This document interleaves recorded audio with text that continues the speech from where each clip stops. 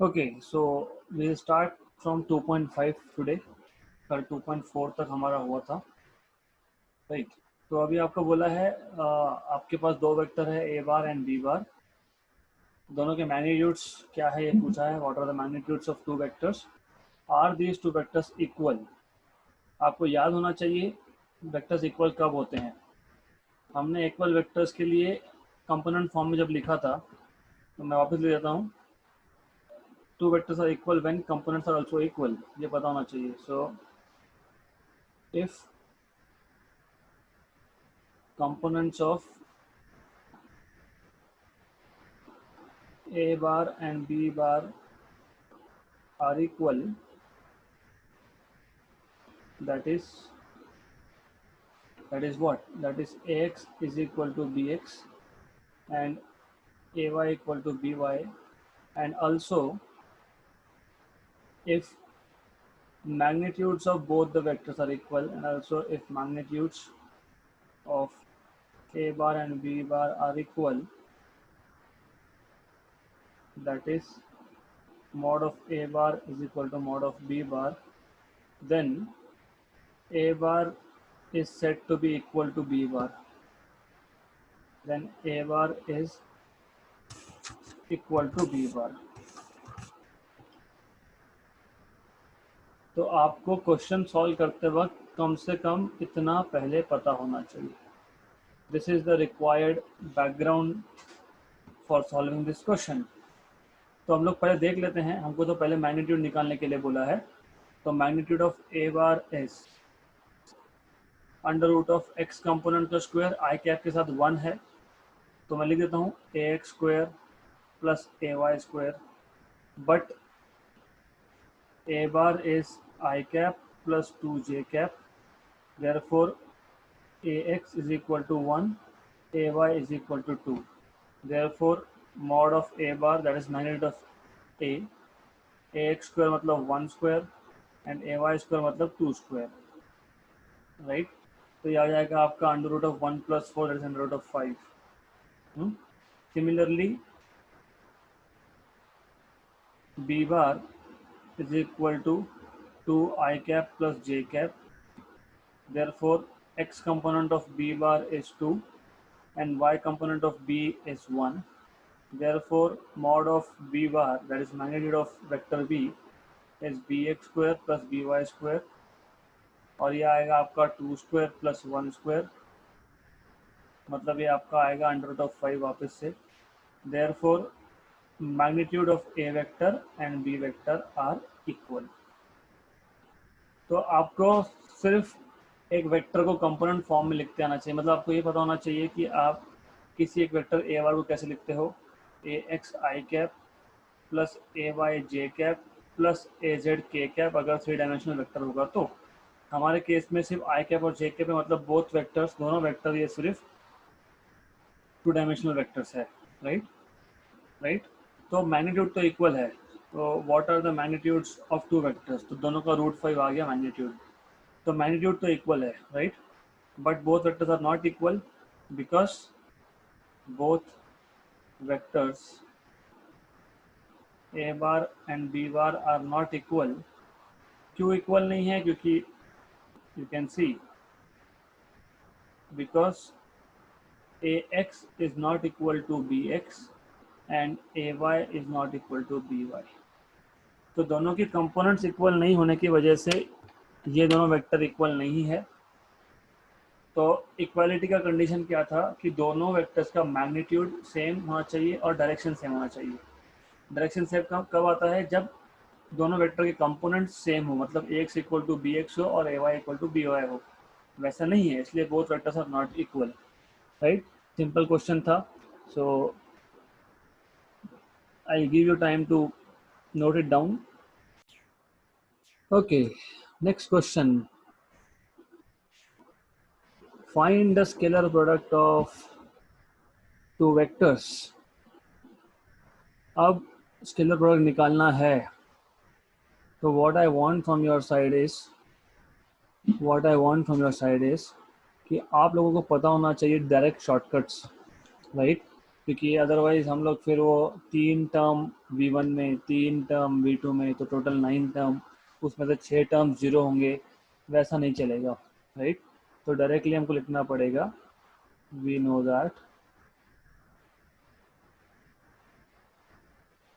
a bar dot b bar is equal to ax bx plus ay by plus az bz, right. हमको पता है, तो ये आपको पता होना चाहिए। Similarly for v1 and v2, so similarly you can write down v1 bar dot v2 bar is equal to v1x v1y, मतलब v1 का x कंपोनेंट और v1 और v2 का x component. So you should be writing x component of both vectors, v1x and v2x plus v1y and v2y plus v3 v1z and v2z। तो सिर्फ दोनों vectors के x components को multiply करना है, y को मल्टीप्लाई करना है और z को मल्टीप्लाई करना है, and then add all this terms, तो विच इज इक्वल टू, हमको पता है v1x, तो आई will just write down v1x here. v1x कितना है, i कैप के साथ 1 है, v1y कितना है 2 है, और v1z कितना है 3 है। सिमिलरली v2x 3 है, v2y ये 4 है, और v2z that is -5। I cap के साथ जो नंबर आया वो x कंपोनेंट होता है, जे कैप के साथ जो नंबर आया वो y कंपोनेंट होता है, के कैप के साथ जो नंबर आया वो z कंपोनेंट होता है। तो हम सिर्फ इतना ही कर रहे हैं, x, y और z कंपोनेंट लिख रहे हैं v1 और v2 वेक्टर के। देयरफॉर हमको मिल जाएगा v1 बार डॉट v2 बार, स्केलर प्रोडक्ट निकालना है इसके लिए, v1x is 1 and v2x is 3 plus v1y is 2 and v2y is 4 plus v1z is 3 and v2z is -5। तो 3 plus 8 minus 15, 3 plus 8 11 minus 15 is -4। तो answer आपको मिलना चाहिए -4। सो -4 शुड बी योर आंसर। तो बहुत सिंपल था, सिर्फ आप लोगों को क्रॉस डॉट प्रोडक्ट का जो बेसिक रूल्स मैंने आपको सिखाया है आपको उतना याद होना चाहिए था, and it is really simple thing, बहुत ही सिंपल है। सो ये क्वेश्चन आप ऐसा भी सॉल्व कर सकते थे, v1 bar dot v2 bar is equal to, so ये आपका खत्म हो गया यहाँ पे पहला मेथड। आप लिख लो पहला vector I cap plus 2j cap plus 3k cap, 3k cap dot 3i cap plus 4j cap minus 5k cap. फिर आप आई कैप और 3i कैप का डॉट प्रोडक्ट लोगे तो 3i cap dot I cap होगा। फिर पहला टर्म फर्स्ट ब्रैकेट का और दूसरा टर्म सेकंड का, फिर आप लिखोगे 4i cap dot J cap plus minus 5i cap dot K cap plus 2j cap into 3 मतलब 6 टोटल, तो dot 3i cap plus 2j cap into 4j cap dot 4j cap मतलब plus 2j cap in, और ये plus और वो -5 है तो मैं माइनस पहले लिख देता हूँ, तो 2j कैप और ये 5k कैप का डॉट प्रोडक्ट, राइट। तो ऐसा आप सिंप्लीफाई कर सकते हो, अल्टीमेटली आंसर वही आने वाला है। तो that's why I don't write this thing, क्योंकि I cap dot J cap survive नहीं करता, right. I cap dot K cap survive नहीं करता, ये भी सर्वाइव नहीं करेगा, ये भी सर्वाइव नहीं करेगा, और बाकी ये टर्म्स भी आएंगे, तो अल्टीमेटली आंसर सेम आता है, right. So that's why I don't really go for this method. Next example, angular momentum L bar equal to R bar cross P bar where R bar is position vector and P bar is linear momentum of body. अगर आपको R bar दिया है और P bar दिया है तो आपको L bar निकालना है. By the way, अभी ये दिमाग में फिट कर लो कि L bar मतलब angular momentum is position vector R bar cross product with linear momentum P bar, क्योंकि ये आपको 12th JEE नीट CET सब जगह पे लगने वाला है. बहुत इंपॉर्टेंट है. 12th का पहला ही चैप्टर ये पता होना चाहिए आपको, राइट? तो you should remember this now, क्योंकि कंफ्यूजन क्या होता है, बहुत student P bar cross R bar लिख देते हैं तो नेगेटिव आंसर आता है ना, क्योंकि R bar cross P bar is minus of P bar cross R bar, क्योंकि vector product is not commutative.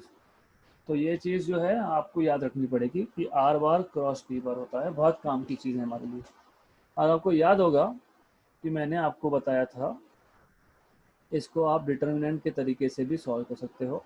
I cap, J cap, K cap, R X, R Y, R J, क्योंकि जो vector पहले लिखा है हमने are बार, पहले उसके component लिख लेंगे, फिर जो बाद में लिखा है फिर उसके कंपोनेंट लिख लेंगे, P X, P Y and P Z, right? So this is equal to I cap, J cap, K cap, R x मतलब 4, और ये जो है ये प्लस होना चाहिए, आपकी बुक में मिसप्रिंट है, वहाँ पे क्रॉस हो गया वो, 4 I cap cross 6 J cap नहीं, 4 I cap plus 6 J cap ऐसा होना चाहिए. तो 4, 6 और -3, और नीचे आएगा 2, 4 एंड -5. तो आपको पता है कि डिटरमिनेंट सॉल्व कैसे करते हैं, आपको पता होना चाहिए कि 10th या 9th में कहीं तो हुआ होगा ये, ओके, मतलब स्कूल में हुआ है आपका. तो करते क्या है हम लोग, फर्स्ट रो फर्स्ट कॉलम का एलिमेंट, पहला रो मतलब ये, पहला कॉलम मतलब ये, उसका एलिमेंट मतलब आई कैप. तो फर्स्ट रो फर्स्ट कॉलम का एलिमेंट लिख लो, दैट इज आई कैप. फिर क्या करेंगे, फर्स्ट रो फर्स्ट कॉलम को भूल जाओ, तो फर्स्ट रो फर्स्ट कॉलम को मैंने छोड़ दिया, तो क्या बचा, 6 -3 4 -5. और रीड करते वक्त रो से रीड करना better, row wise you have to read it, 6 -3 4 -5, right? Minus J cap, second term minus लिखते हो आप, फर्स्ट रो सेकेंड कॉलम का एलिमेंट मतलब जे कैप छोड़ देना, 4 -3 2 -5 plus first row third column, पहला रो थर्ड कॉलम का element K cap, first row third column छोड़ के क्या बचा वो लिख दो यहाँ पे डिटर्मिनेंट में अंदर, 4 6 2 4 आई कैप. अब आप क्या करते हो, इन दोनों को मल्टीप्लाई करते हो, 4 6 और -5 को, और इन दोनों को मल्टीप्लाई करते हो और उनको ऐड कर देते हो, राइट? तो multiply 6 into 5 with negative sign, तो 6 into 5 with negative sign plus 4 into -3 -3 minus J cap 4 into -5 plus 2 into -3 plus K cap 4 into 4 plus 2 into 6. मैं डिटेल स्टेप्स कर रहा हूँ क्योंकि this is for the first time हम लोग एक matrix determinant solve करें, not matrix. I cap -30 -12 minus J cap -20 -6, and then you will have last term that is plus k cap 16 plus 12, तो ये आ जाएगा -42 I cap -26 and minus is plus 26 J cap and plus 28 K cap. ये answer हमारा आना चाहिए. I don't know if they have given answer, so let me just verify. आना तो यही चाहिए कि we have not done anything wrong anywhere, right? So let me see कहाँ गड़बड़ है. Have you written right components 4 6 -3? Yes. Just a minute. 2 4 -5? Yes. R work was yes. एक minute. 6 -3 4 -5 4 -3 2 -5 यहाँ करेक्ट है, ये भी करेक्ट है. तो उसके बाद 6 -5 and plus 4 into -3 that is basically -30 and just a minute, someone raised hand, I know, just a minute, let me just verify where we are going wrong.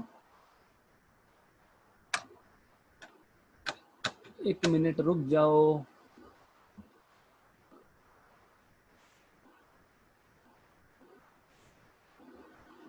एक मिनट रुक जाओ मेरे.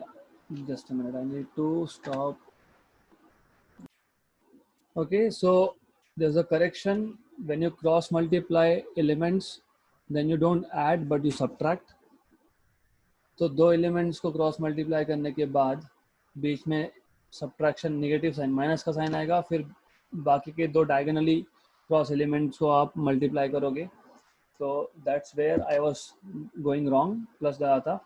Bye the way, I will give you one more method. तो ये determinants you can do, आपको पता है, but if you remember, so let me just copy this and we'll go to next page and I'll give you a trick. Okay,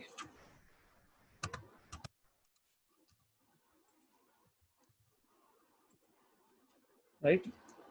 अब आपको और एक चीज याद होगी, अगर हम लोग आर बार और पी बार को एक्स वाई जेड कंपोनेंट में लिख रहे हैं, और अगर आपको याद होगा कि हमने आर बार क्रॉस पी बार ये कंपोनेंट फॉर्म में लिख के जब हमने सॉल्व किया था, कंपोनेंट फॉर्म में लिख के हमने सॉल्व किया था, मतलब डिटर्मिनेंट फॉर्म में लिखने से एक स्टेप पहले की बात कर रहा हूँ मैं. हम लोग इसको सॉल्व करते गए थे, अगर याद होगा तो, नहीं याद होगा तो I just put it here for you. हमने क्या किया था, हमने लिया था P bar which is P X I cap P Y J cap plus P Z K cap. हमने लिया था Q bar which is Q X I cap Q Y J cap and Q Z K cap. फिर हमने P bar cross Q bar करते वक्त component form में, मैं पूरा तो नहीं करने वाला हूँ, P X I cap P Y J cap और पी जेड के कैप हमने लिखा था और क्रॉस प्रोडक्ट लिया था. देन आई टोल्ड यू कि टोटल 9 टर्म्स आएंगे, उसमें से 3 टर्म्स जीरो होंगे. कौन से 3 टर्म जीरो होंगे, जिसमें आई कैप क्रॉस आई कैप जे कैप क्रॉस जे कैप और के कैप क्रॉस के कैप आएगा, वो टर्म्स जीरो होंगे, बाकी के टर्म्स नॉन जीरो होंगे. मतलब टोटल सर्वाइविंग टर्म्स आपके पास होंगे 6. ओके, तो टोटल 6 सर्वाइविंग टर्म्स होंगे, और उसी को हमने लास्ट में डिटर्मिनेंट फॉर्म में लिखा था, मतलब here I cap J cap and K cap. तो P X P Y and P Z Q X Q Y and Q Z. तो what I am talking about is, इससे एक step पहले, determinant form में लिखने से एक step पहले. तो this is how I remember things. अगर मुझे याद रखना कि फाइनली क्या सर्वाइव हुआ था, तो 3 ब्रैकेट आएंगे सबसे पहले, क्योंकि हम लोग आई कैप कॉमन निकालते हैं, राइट, प्लस जे कैप कॉमन निकालते हैं, प्लस के कैप कॉमन निकालते हैं, और इसके अंदर there will be 2 terms in each of the bracket. याद कैसे रखना है, मैं नॉर्मली ये यूज़ करता हूँ, इसलिए डिटर्मिनेंट में कभी कभी गड़बड़ हो जाती है, right. What I do is, I cap है ना, तो अंदर के ब्रैकेट में आई कैप को छोड़ के जो दो बचे, जे कैप और के कैप, मतलब इसके कंपोनेंट्स, अगर ब्रैकेट के बाहर आई कैप है तो ब्रैकेट के अंदर एक्स नहीं दिखेगा. आई कैप मतलब एक्स कंपोनेंट, वो छोड़ के मतलब कौन सा बचा, वाई और जेड. तो हम क्या करना, P Q P Q P Q P Q P Q and P Q. This is what you have to write. बीच में नेगेटिव नेगेटिव नेगेटिव. अब आई कैप है तो आई कैप तो नहीं लिखेंगे हम लोग, और वो साइकिल याद रखना पड़ेगा आपको, बताता हूँ मैं. साइकिल क्या था, एक्स कंपोनेंट की जगह पे वाई कंपोनेंट, वाई की जगह पे जेड कंपोनेंट, जेड की जगह पे X component. This is what you should know and remember. तो आई कैप छोड़ के Y Z Z Y, right. Similarly J cap मतलब वाई छोड़ दो, Z X X Z. K cap मतलब जेड कंपोनेंट छोड़ दो, X Y and Y X, right. तो ये आपका वापस डिटर्मिनेंट फॉर्म में आ जाएगा अगर आप करोगे तो. तो what I do is while solving a numerical, मैं डिटर्मिनेंट में नहीं जाता हूँ, मैं क्या करता हूँ, मैं इसको ऐसा लिख लूँगा, आई कैप प्लस ब्रैकेट के बाहर जे कैप प्लस ब्रैकेट के बाहर यहाँ पे के कैप। ओके, और मैंने बताया आपको आरपी आरपी आरपी, यहाँ पे भी आरपी, दोनों वेक्टर मतलब पहला और सेकंड वेक्टर, और सबके बीच में minus minus and minus. I cap मतलब एक्स कंपोनेंट, एक्स कंपोनेंट पहले ब्रैकेट में आएगा नहीं, तो you will write Y Z and Z Y, then you will write here zx and xz, and here you will write xy and yx, right? So this is how it will be: yz zy, right? zx xz, right? And xy yx, that is also right. अब देखो इससे आता है क्या? Okay, let us see. Correction हम लोग कर तो लिए हमने, let us see. 4 ry was 6 and rz is -3, px is 2, py is 4 and pz is -5 again. Just substitute ry 6, right? pz is -5.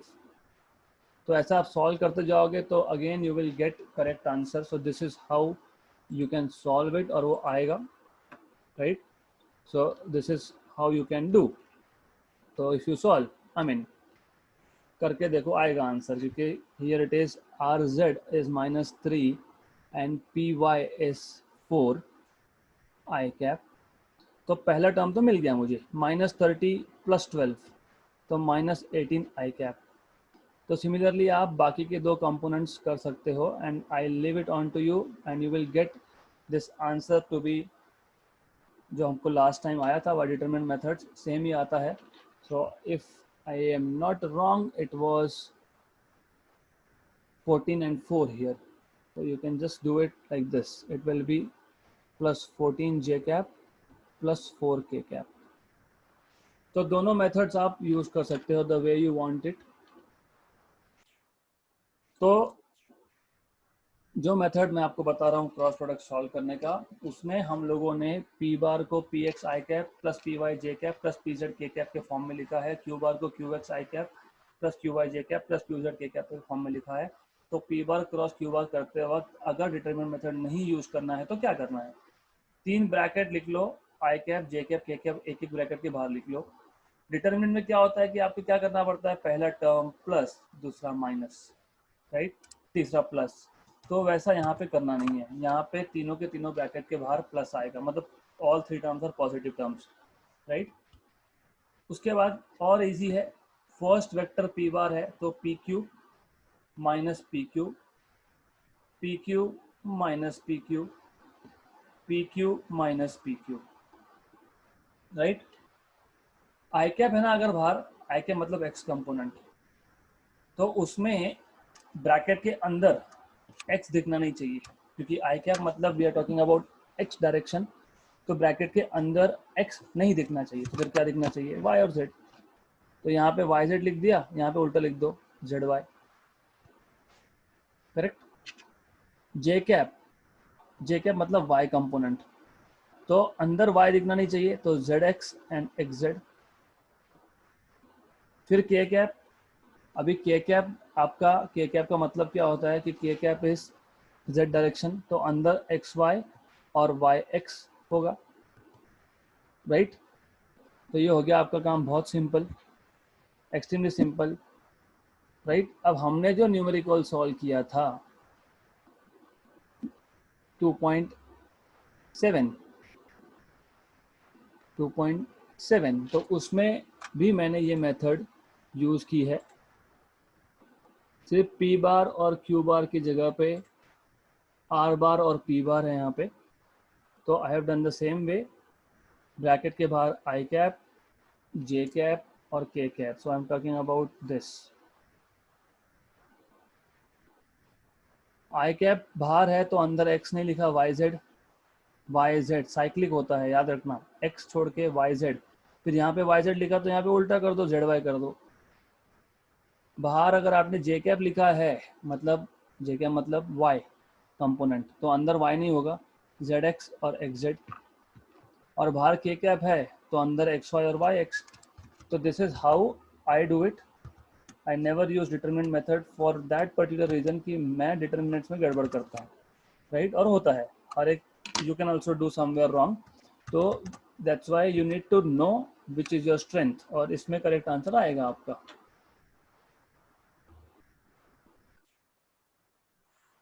Okay, we'll go to next question then. Example 2.8.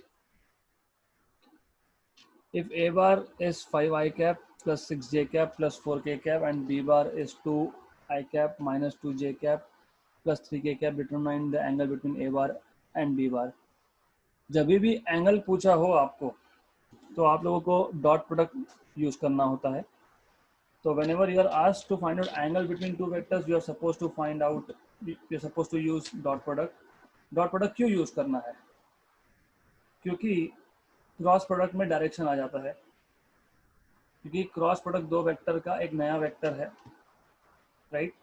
तो जब भी आपको एंगल पूछा हो तो you always have to use definition of dot product. हमको क्या पता है definition? We know that A bar dot B bar is what? A B cos theta. So that is AB cos theta. Therefore, cos theta will be equal to A bar dot B bar upon AB. और आपको पता है A bar dot B bar मतलब अभी मैंने बताया AX BX, लिखते वक्त गड़बड़ होती है मुझसे, AX BX AY BY plus AZ BZ. This is dot product upon magnitude of A and magnitude of B, product of both. तो you can simply solve this, and anyways mod of A मतलब magnitude of A आपको पता होना चाहिए, 5 square plus 6 square plus 4 square, तो 25 plus 36 plus 16, तो 5 square plus 6 square plus 4 square, this is 6, तो 25 plus 36 plus 16 ये आप करोगे, right? You can do this on your own, and B करोगे ना, it is simple thing, 25 plus 35 plus 17 that is under root of 77 basically, तो वो हो जाएगा। और b के लिए भी आप कर सकते हो bx स्क्वायर मतलब 2 square plus minus of 2 square plus 3 square, तो दैट इज 4 प्लस 4 प्लस 9, तो 4 plus 4 plus 9 13 plus 4 is root of 17, root of 17 मिल गया। देयरफॉर आपको cos थीटा मिल जाएगा। ax आपके पास 5 था, bx आपके पास 2 था, ay आपके पास 6 था, और by इज -2 प्लस az आपके पास 4 है और bz आपके पास 3 है, अपॉन a का मैग्नीट्यूड 77 अंडर रूट में, b का 17 अंडर रूट में, तो 10 minus 8 is 2, 2 plus 12 is 14, right? मैं वापस गड़बड़ कर रहा हूँ, मैं 10 माइनस 8 बोल रहा हूँ, 6 2 8 नहीं होता है, तो 10 माइनस 12 प्लस 12, तो that is 10 upon root of 77 into root of 17, so that is 10 upon under root of 77 into 17, whatever it is. I am not worried about this क्योंकि अभी आपको करना पड़ेगा, you will need log tables for that, आपको log tables से करना पड़ेगा, but 77 into 17 you should be able to do. 77 into 10 is 770, 77 into 5 and plus 2, मतलब my way of calculation is something different, तो आप कर सकते हो। तो basically what you should get is cos theta is equal to some value, fractional value 0 point something आएगा, 100% 0 point something आएगा, क्योंकि cos की वैल्यू 1 से ज़्यादा होती नहीं है, राइट? तो it is always between 0 and 1, -1 to +1 basically, लेकिन यहाँ पे प्लस आएगा क्योंकि cos थीटा यहाँ पे नेगेटिव नहीं है, इसलिए मैं बोल रहा हूँ कि less than 1, positive value less than 1। फिर आप उस चीज़ को, वो जो भी आपको मिलेगा 0.27 के आसपास आना चाहिए वो, तो जो भी आपको मिलेगा आपके पास जो लॉग टेबल्स होते हैं उसमें कॉस्ट टेबल्स भी होते हैं, उसमें से आपको मिल जाएगा। तो ये आएगा 2765 6465 something, I will just write 276 0.276, तो theta will be cos inverse of this and that will turn out to be around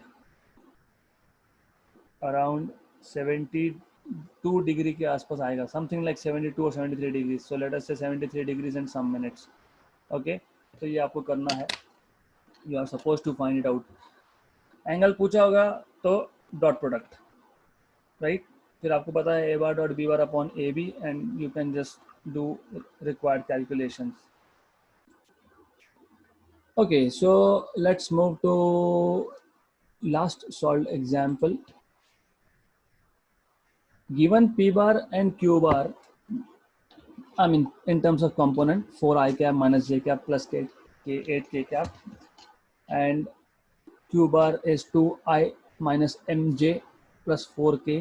Find M if P bar and Q bar have same direction. तो P bar और Q bar का same direction है. Equal vectors नहीं बोला है आपको, equal vectors नहीं बोला है आपको, तो आपको सिर्फ बोला है कि सेम डायरेक्शन है. तो how do we do this? एक चीज याद रखना कि जब दो वेक्टर्स का सेम डायरेक्शन हो तो उसके कंपोनेंट्स प्रोपोर्शन में होते हैं. तो what you need to know is if two vectors, let's say P bar and Q bar have same direction, then their components are in proportion. Their components are in proportion. मतलब basically Px by Qx equal to Py by Qy equal to Pz by Qz. Okay, अगर vectors equal हो तो Px equal to Qx, Py equal to Qy, मतलब Px upon Qx equal to Py upon Qy equal to Pz upon Qz equal to 1.